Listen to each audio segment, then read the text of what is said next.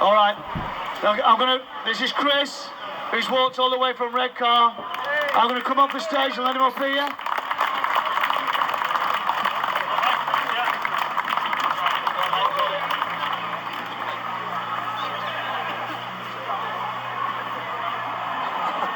There we go. Hello. Hello. So, I don't know where to begin, really. I'm a working class man from Redcar in Teesside, up in the northeast of England, and I walked all the way down to London from my front door because I wanted to try and spark a debate.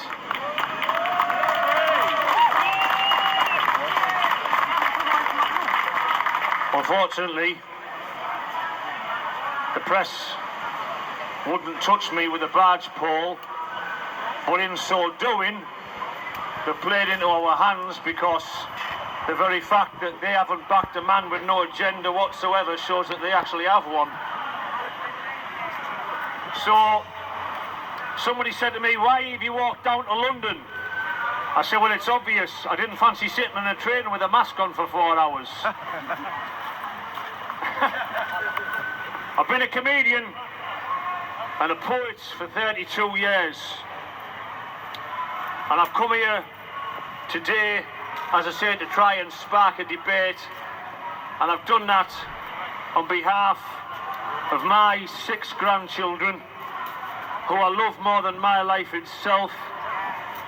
I've also done it on behalf of my mate Christian Steele from Newcastle and his mum Isabel, who actually died from COVID-19 in April. She didn't die with it. She didn't die as a result of getting it, recovering and then getting knocked over by a car. She actually died from it, and it took her in 4 days. The thing that enthused me with that situation was that even though Christian's mum Isabel died from COVID-19, I did an interview with him on YouTube about 4 weeks ago, and Christian thinks that the virus is man-made. He thinks it's weaponized. He thinks it's being used as part of a broader agenda, and he also thinks that we should find a new way forward in order to get our lives back in track, because the lockdown measures are an absolute disgrace. So after interviewing Christian, I decided that I was going to write a poem, and I wrote a poem called Dear Mr. Johnson. And about 12 days ago, after I'd written this poem, I decided that I was going to hand deliver it at Downing Street, hopefully to Boris Johnson, but if not, to my MP. And after walking 265 miles over 10 days, this is probably one of the proudest days of my life. Wow.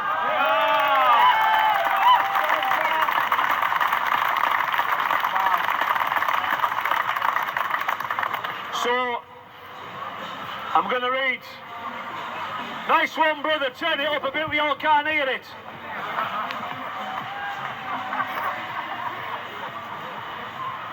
So I'm going to read you the letter. I wrote the poem, and I also wrote Boris Johnson a letter. Hold on, when is he? Will you give my glasses a rub? Again? I wrote this letter to Boris Johnson the other night. My feet were killing me, and I wrote this letter to him. Anything, Joe, just give it a quick rub with your hands or anything, just so I can...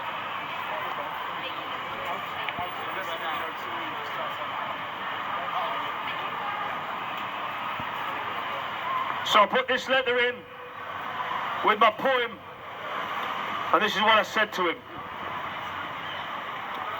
Dear Mr. Johnson, I have walked from my home in Redcar, 256 miles away, starting last Wednesday, to hand deliver to you my poem, Dear Mr. Johnson.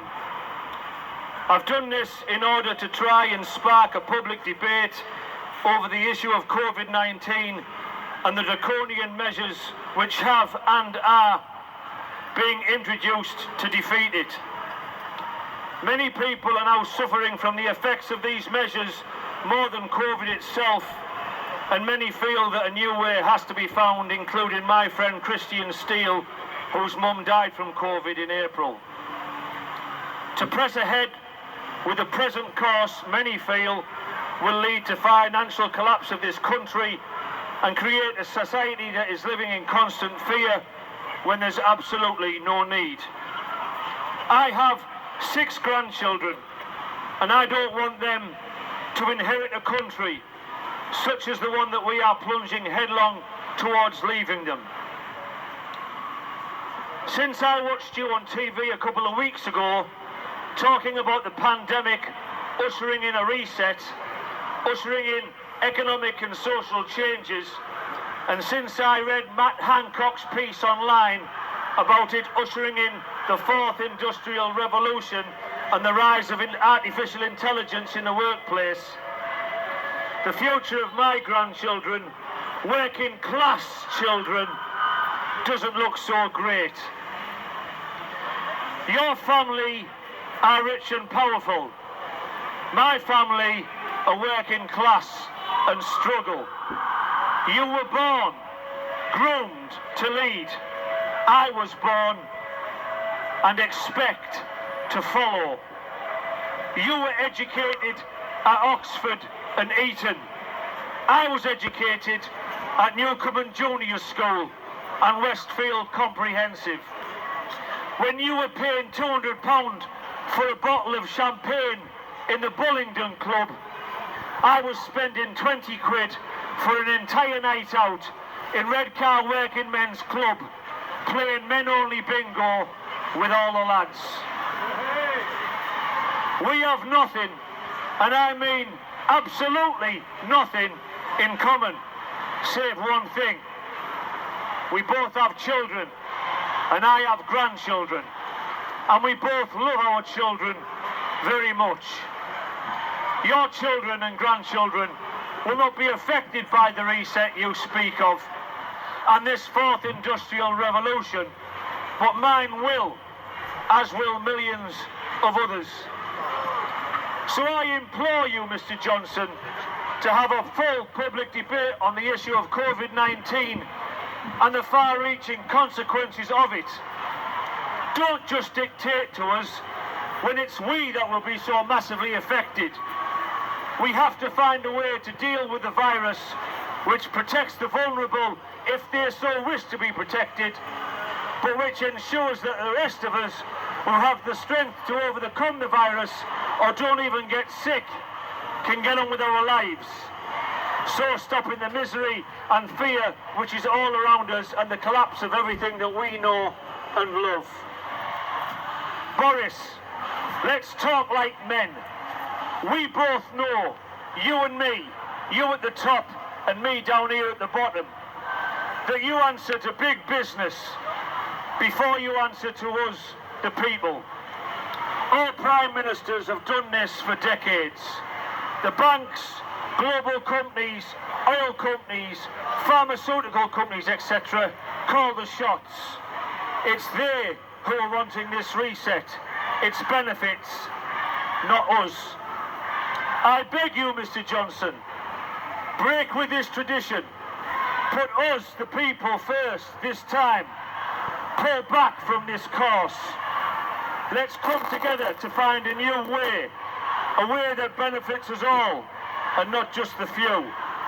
A way that shows respect to those who died from COVID and their families, which protects the vulnerable if they want it, but which allows the majority to live their lives and not in the new normal or the reset world you spoke of, but the old normal where children like mine still had a chance. Give my children a chance. Listen to us, the people, and not the few at the top. And here's my point. Dear Mr. Johnson, can you tell me what you're doing? You're putting everybody into debt. hardship and financial ruin. You're taking away my motivation, my hope and self-respect. I didn't vote for it to be put in this situation when it was you I decided to elect. Because of your knee-jerk COVID policy, you brought this country to its knees. People are living their lives on the edges of knives. So stop this madness, please. I supported you when we first went into lockdown. I defended you and had your back. I told the Liberal left to back right off when you were the focus of their attack. But all the things you wanted to do are done. All your targets are now achieved. All the measures you put into place have worked and stopped more families being bereaved. So what's the legitimate reason now for taking away more of our rights and enforcing rules that make no sense, like closing the country down at 10 o'clock at night? The death toll is now so low that the introduction of further measures simply do not justify the removal of life's pleasures. You're taking away our ability to live. You're making our youth give up their lives ahead. You're restricting our majority's want to give to life for the sake of a minority who are dead. Yes, I respect those who've fallen. And in a perfect world, I wouldn't want to see any loss of life. But this world is far from perfect, and death comes to us all, like love or strife. You've been dictated to by the press. I can see that now and from the very start. You and our politicians didn't want to get attacked by them, so you appease them and play your part. But playing your part is leading so many people into their darkest night. And these lockdown laws are breeding a population that's going down without a fight. Alcoholism and drug abuse are going through the ceiling. Domestic violence is all around but not getting looked at because our police are too busy kneeling and harassing people for posting on social media and speaking out their truth. And all this madness is taking away our children's innocence. It's stealing from them their youth. Lethargy is in abundance, so is suicide. All this misery and aggression, it's just so difficult for some to hide. Your measures are taking away our hearts. You're taking away our souls. You're taking away our hopes and our ambitions, all our aims and all our goals. People are struggling to make ends meet. They're feeling down and so depressed. They're carrying anxiety around like Aldi shopping bags. They're feeling confused, lost and depressed. I want to ask questions without being trolled online. I want to get my answer. I want to be filled with honest truth, not eaten away with lies and cancer. We need you to remove this darkness and replace it with our light.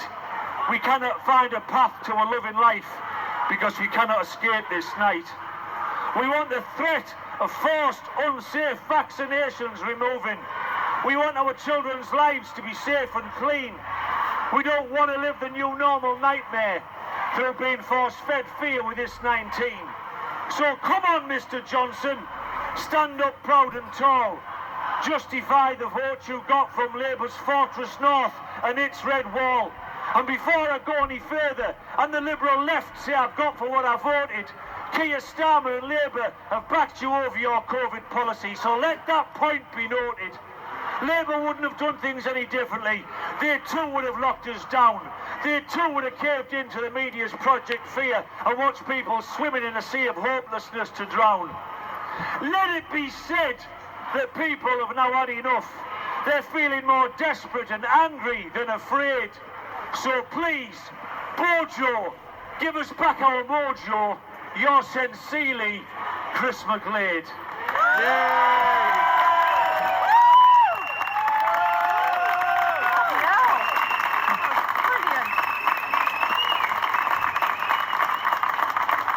I walked 260 miles to get that fucker off my chest.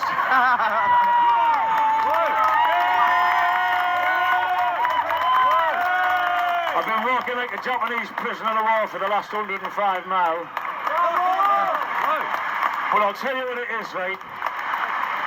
All rhetoric aside, what they want, there was one day this week when me and a black guy called Carl Cave walked through a really, really posh village in Leicestershire. And we held hands, did me and Carl. I look like a tramp. And he was a black man, and he went, fucking hell, the curtains will be twitching round here when they see me and you walking through this village, right? I said, but do you want to know what it is, Carl? Two men, one from Leicestershire and one from Teesside, walking through a Tory village like this, all in hands, is something that strikes fear into the heart of the establishment. Because at the end of the day, that's what they don't want. Working class people, I am working class and I'm proud to be working class. Working class people have been terribly divided in this country for decades, right? And that's their biggest weapon, right? We have to start coming together. We have to apart from the birth of my grandchildren, this is the proudest day of my life. And I want to say, finally, to the policemen watching, at the end of the day, I know you're only doing your job, lads, right? But these are peaceful, law-abiding people. Show them a bit of respect. And vice versa. Those lads are only doing their job, so show them respect as well. Thank you for letting me speak. This is on behalf of my friend Christian Steele, whose mum died of COVID-19 in April. And it's also on behalf of 7 people. My daughter, Laura Louise McGlade. My grandson, Lucius Thomas Hill. My granddaughter, Willow Rose Hill. My granddaughter, Matilda Jane Hill. My granddaughter, Eliza Woolley. My granddaughter, Esme Woolley. And my grandson, Miles Woolley. God bless you all. I did my best for you kids. Keep peace in your hearts.